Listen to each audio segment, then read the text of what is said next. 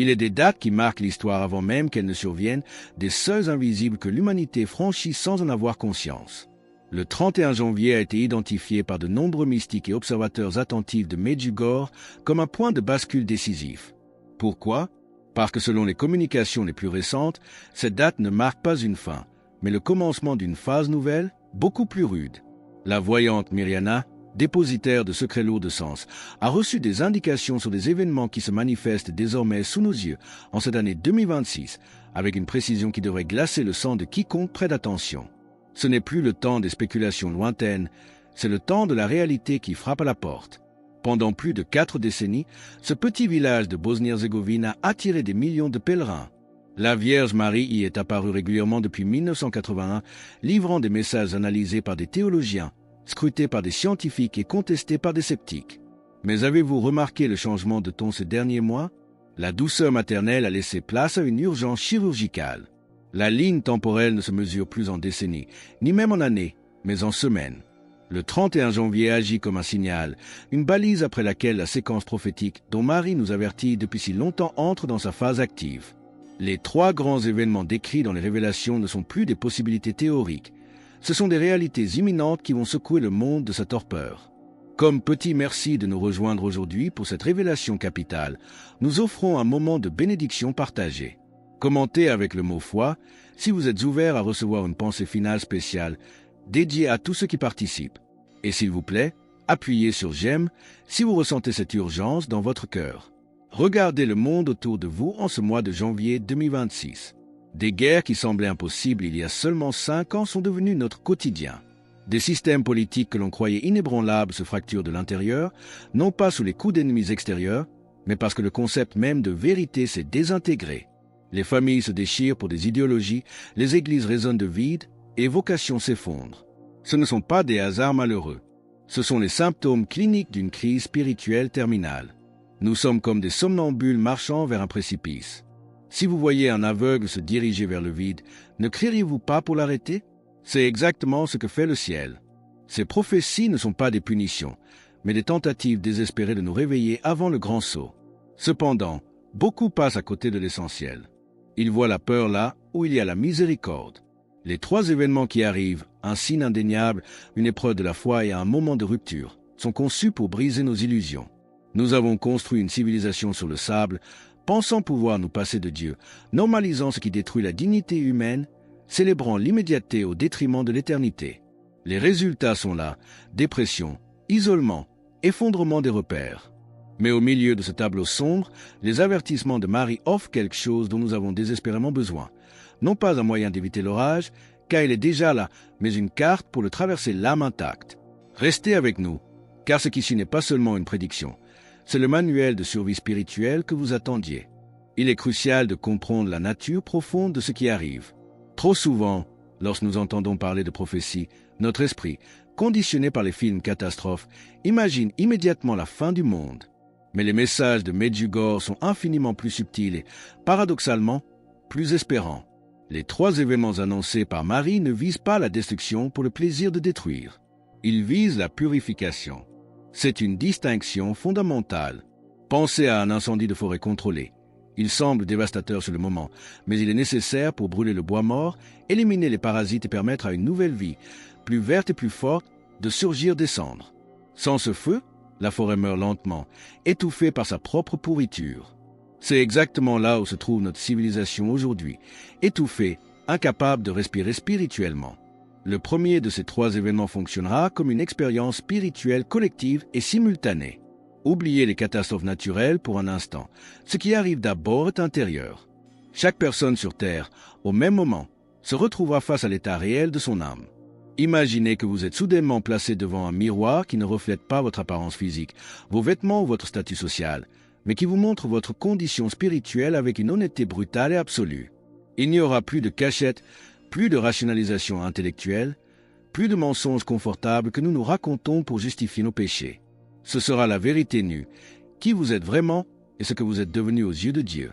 L'universalité de cet événement est ce qui le rend si bouleversant.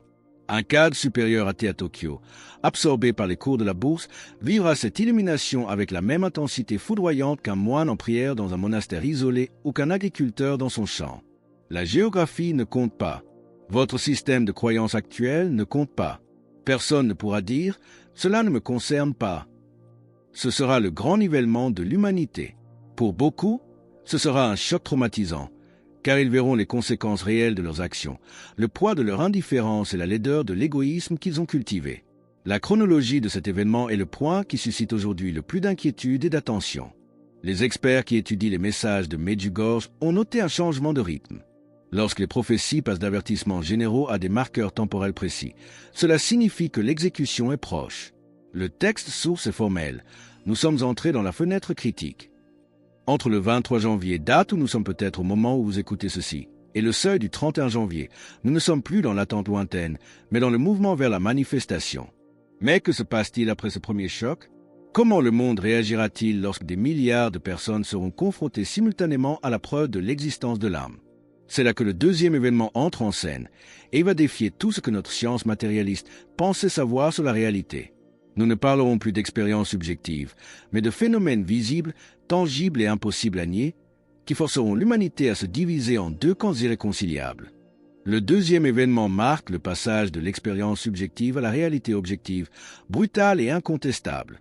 Nous ne parlons plus ici d'illuminations intérieures que l'on pourrait rejeter comme des hallucinations ou des effets psychologiques. Cette phase implique des phénomènes physiques visibles et mesurables. Ce que les prophéties annoncent défie les fondements même de notre vision matérialiste du monde. Imaginez des événements que les caméras de surveillance, les smartphones et les satellites captureront simultanément, des faits que les scientifiques, habitués à tout disséquer, peineront à expliquer avec leurs équations, et que les gouvernements, malgré tout le pouvoir, ne pourront ni étouffer ni censurer. Les détails précis restent partiellement scellés dans les fameux 10 secrets confiés aux voyants de Medjugorje, mais ce qui a filtré indique quelque chose de colossal. Une manifestation qui forcera l'humanité à reconnaître l'interférence active du divin dans la réalité physique. Ce ne sera pas une gentille persuasion ou une invitation polie à croire. Ce sera une preuve si écrasante que la nier demandera un acte de volonté aveugle et désespéré. C'est le moment où le surnaturel fait irruption dans le journal de 20 heures. Mais voici le drame humain qui se jouera à cet instant, la réaction face à la preuve.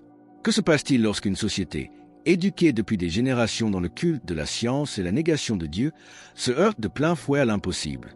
La prophétie décrit une division radicale. Certains, brisés par l'évidence, accepteront immédiatement la vérité. Ils tomberont à genoux, reconnaissant que leur vision du monde était incomplète. Mais d'autres, et c'est là le mystère de l'iniquité, construiront des explications alternatives d'une complexité absurde. Ils inventeront des théories extraterrestres, des complots technologiques, des anomalies quantiques, n'importe quoi pour ne pas avoir à prononcer le nom de Dieu. Cette séparation, entre ceux qui voient et ceux qui refusent de voir, fait elle-même partie du processus de purification. C'est alors que survient le troisième événement, le point culminant où les avertissements deviennent des réalités systémiques. Ici, le ton des messages change. Il devient grave. Ce troisième acte amènera l'humanité au bord du gouffre.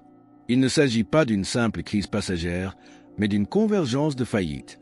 Imaginez un château de cartes. Si vous retirez une carte, tout tremble. Ici, toutes les cartes de base sont retirées en même temps. Les structures économiques, bâties sur des décennies de dettes insoutenables et d'argent virtuel, atteindront leur point de rupture. L'illusion de la prospérité infinie s'évaporera. En parallèle, les institutions politiques, déjà fracturées par des idéologies toxiques, perdront leur capacité à maintenir l'ordre public le plus élémentaire. Ajoutez à cela un environnement qui semble se révolter contre l'homme, déclenchant des effets en cascade sur l'agriculture et l'approvisionnement alimentaire.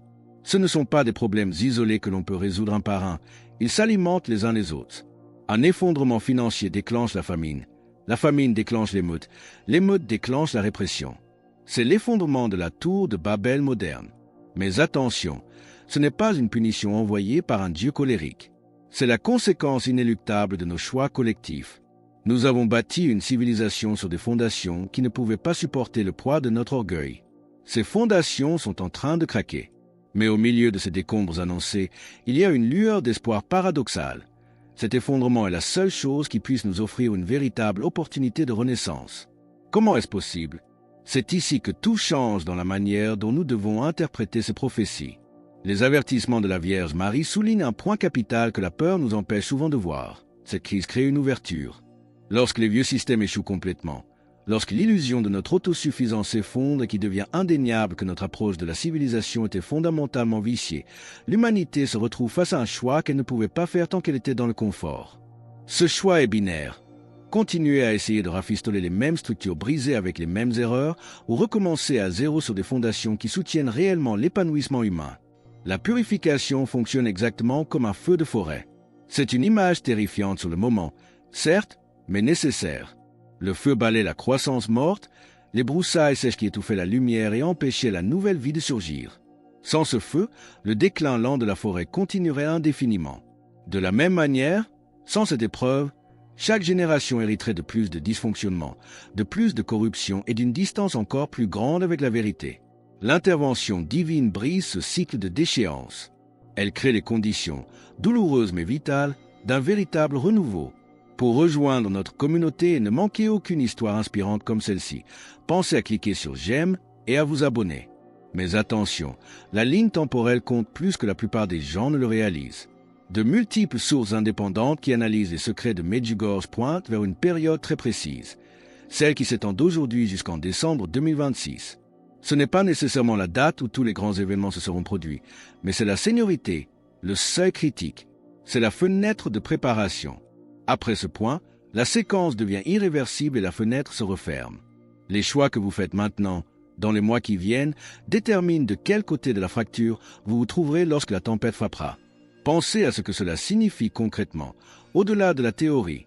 Si vous attendez que la crise soit visible par tous, que les journaux télévisés en parlent et que vos voisins paniquent pour commencer à réagir, il sera trop tard. Essayez de construire des fondations spirituelles pendant que tout s'effondre autour de vous. C'est comme essayer d'apprendre les techniques de natation au moment précis où vous êtes en train de vous noyer. C'est techniquement possible, peut-être, mais vos chances de succès s'effondrent catastrophiquement. La fenêtre d'opportunité existe maintenant, en ce début d'année 2026. Les conditions, bien que tendues, restent relativement stables. Vous avez encore de l'espace mental, des ressources physiques et du temps pour développer les pratiques qui vous soutiendront lorsque ces avantages disparaîtront. Il ne s'agit pas d'atteindre la perfection spirituelle avant une date limite arbitraire, mais de construire des fondations suffisamment solides pour tenir bon lorsque tout le reste se révélera vide de sens. Mais quelles sont ces fondations ? Les messages sont très spécifiques à ce sujet. Il ne s'agit pas de concepts abstraits, mais d'outils concrets, d'une technologie spirituelle que Marie nous demande de réactiver d'urgence. Quels sont ces outils qui feront la différence entre la panique et la paix ?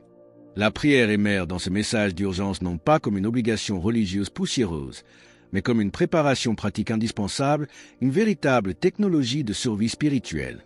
Lorsque les structures familiales vacillent et que les institutions sur lesquelles vous comptiez se révèlent corrompues ou incompétentes, vous avez besoin d'une ancre qui ne dépend d'aucune circonstance extérieure. La prière constante force cette ancre. Ce n'est pas une protection magique qui ferait disparaître les difficultés comme par enchantement, mais une stabilité interne capable de survivre lorsque tout le reste échoue. Le Saint-Rosaire apparaît de manière répétitive dans ces avertissements, et pour des raisons très spécifiques qui vont au-delà de la simple dévotion. Sa méditation structurée oblige votre esprit à ralentir, à se concentrer, à pratiquer une discipline mentale qui deviendra vitale en temps de crise. Lorsque la panique se répandra comme une traînée de poudre et que la pensée rationnelle deviendra difficile pour la majorité, cette discipline, acquise par la pratique, fera la différence. Elle séparera ceux qui maintiennent leur clarté d'esprit de ceux qui succombent au chaos émotionnel. C'est une forme de maîtrise de soi surnaturelle. Les sacramentaux, tels que l'huile bénite et l'eau bénite, ne sont pas des superstitions d'un autre âge. Ils agissent comme des rappels physiques puissants de la réalité spirituelle. Ils ancrent votre attention lorsque tout autour de vous pousse à l'hystérie. L'acte de bénir votre maison, de créer un espace sacré chez vous, entraîne votre conscience à reconnaître et à maintenir la connexion avec la protection divine, même lorsque l'atmosphère extérieure devient oppressante. C'est une manière de marquer son territoire spirituel face à l'envahisseur. Mais il y a une figure qui prend une importance capitale dans cette phase, Saint Michel Archange. Pourquoi ? Parce que la guerre spirituelle s'intensifie à mesure que nous approchons des événements. Le danger le plus grand n'est pas la destruction physique, mais la séduction intellectuelle. L'ingano, la tromperie, qui accompagne le chaos ne sera pas évident. Le mal ne se présentera pas avec des cornes et une fourche, mais sous les traits de solutions raisonnables, de réponses compassionnelles, de mesures d'urgence nécessaires pour le bien commun. Sans un discernement spirituel aiguisé, Sans cette capacité pratiquée et demandée à Saint Michel de distinguer la vérité des mensonges sophistiqués, même les personnes bien intentionnées finiront par soutenir des systèmes au service des ténèbres. La préparation dont nous parlons n'est donc pas une théorie abstraite. Elle a une réalité neurologique. Les comportements répétés créent des chemins neuronaux, une sorte de mémoire musculaire de l'âme qui s'active sous stress. Lorsque la crise frappe et que l'adrénaline monte, celui qui a prié chaque jour possède un système nerveux qui connaît le chemin vers la paix. Il a un réflexe conditionné vers Dieu. À l'inverse, celui qui n'a jamais développé ces schémas voit son esprit s'emballer. Chaque nouvelle, chaque rumeur le frappe de plein fouet, le faisant rebondir entre panique et paralysie. Aucun de ces deux états ne permet d'agir utilement. C'est là que se joue la véritable survie. Mais ce n'est pas seulement pour vous-même que vous devez vous préparer. Votre rôle s'étend bien au-delà de votre propre sécurité. Dans le monde qui vient, quel sera votre devoir envers ceux qui n'ont rien préparé? La réponse définit la mission des apôtres des derniers temps. Les messages de Medjugorje insistent avec une régularité frappante sur la consécration de la famille. Ce n'est pas seulement pour des raisons de piété, mais pour une raison hautement stratégique. Lorsque l'unité familiale tout entière fonctionne sur une base spirituelle partagée, une forme de résilience collective se met en place, bien supérieure à celle qu'un individu pourrait maintenir seul. Le moment de doute de l'un est soutenu par la foi de l'autre. La faiblesse du père est portée par la prière de la mère. Les enfants qui ont grandi dans des foyers où la prière est aussi naturelle que la respiration ne paniquent pas lorsque les structures extérieures s'effondrent. Pourquoi? Parce qu'ils savent déjà, par une expérience incarnée, où réside la véritable stabilité. Ils n'ont pas besoin de chercher une bouée de sauvetage, ils la tiennent déjà. Votre rôle, en tant que personne avertie et préparée, s'étend bien au-delà de votre propre survie physique ou spirituelle. Après le choc initial, après la première vague de la crise, il y aura une période de flottement terrible où ceux qui sont restés spirituellement enracinés deviendront littéralement des phares dans une obscurité profonde. Imaginez des milliers de personnes dispersées, terrorisées, ne sachant plus où trouver la sécurité. Mais dans de petits groupes, dans des maisons silencieuses, parmi ceux qui ont maintenu la discipline spirituelle, il y aura du calme. Non pas une absence de peur, la peur est humaine, mais la capacité surnaturelle de fonctionner malgré elle. Pour rejoindre notre communauté et ne manquer aucune histoire inspirante comme celle-ci, pensez à cliquer sur « J'aime » et à vous abonner. Ce calme sera le fruit d'une préparation que les autres ne comprendront que trop tard. Dans chaque crise historique majeure, ceux qui ont su garder leur paix intérieure sont devenus, souvent malgré eux, les ancres de leur communauté. La différence, cette fois, c'est l'échelle. La crise annoncée ne sera pas localisée, elle sera globale, simultanée et sans précédent. Ce qui séparera ceux qui traverseront l'épreuve de ceux qui s'y noieront ne sera ni la chance ni la richesse, mais les fondations posées durant ces mois cruciaux où les conditions le permettaient encore. C'est ici que la date de décembre 2026 prend toute son importance dramatique. Selon l'analyse des secrets et de la chronologie prophétique, cette date marque un seuil. Ce n'est pas nécessairement le moment où la crise atteint son paroxysme, mais c'est la date limite pour la préparation. Après ce point, la fenêtre se referme drastiquement.